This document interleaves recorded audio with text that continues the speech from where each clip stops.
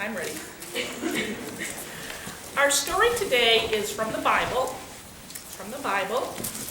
And the Bible tells stories, hello there, tells stories of God and God's people, and tells stories of Jesus. And our story today is from the second half of the Bible, which is particularly the stories about Jesus. So it's from this part of the Bible.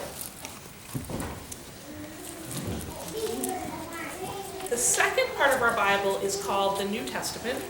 Have you learned about that? A little bit? Yeah, a little bit. And that's where our story today is from. And it's the story of a special celebration that we call Pentecost. Some of you are wearing red today. Did you wear that specially for today? Yeah? Yep. It's Pentecost. There's red in there. There's red and purple. Very close. Many people describe Pentecost as the birthday of the church. It's the day that the church came into being. So if you remember the Easter story, Jesus died, and he was raised again. He was resurrected. Yeah, and then he was with his followers for 40 days. And then he left. Then he ascended. That's the word, the big word. He rose up to heaven to be with God, his Father. And he had told his followers that they were to carry on his work. So Jesus did a lot of good things when he was on the earth, right? He healed people. He healed the sick. He fed the poor. He challenged the people in power who were doing bad things. And he told his followers that after he died and was resurrected and left them, they would continue that work. But they were afraid. They were afraid because that's pretty hard work, isn't it? To heal sick people and to feed the poor and to take on people that do bad things. That's all really hard work. So they were afraid. So how do you think you would feel if you were in their place? I wonder how you would feel. So your leader had just left you. How would that feel? How would that feel? Sad. Sad? You'd be sad. Scared? Bad? Disappointed? Yeah, so say that again. Nervous. Nervous? Mouth open.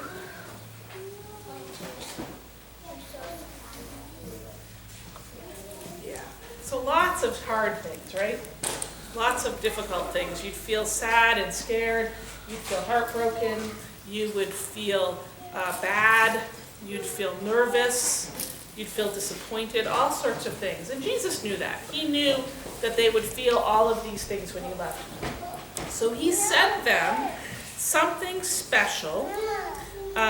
He told them that they would receive special power. They would receive his Holy Spirit. So they were all gathered together in a room waiting for this special power. They were waiting for this Spirit that would help them. And they were praying. They were praying together.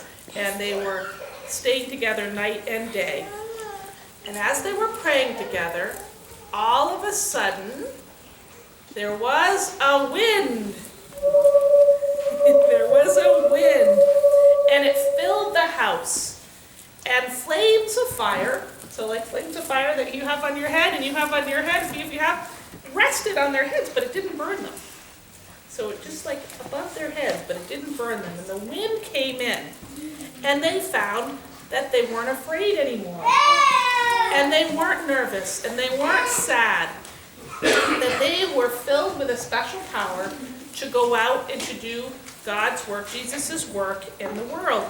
And they went out. There were 120 of them. And they went out that day, and they spread the good news of Jesus. And you know, at the end of that day, there were 3,000 people at the end of that day who were following Jesus. So they went from 120 to 3,000. Think about that.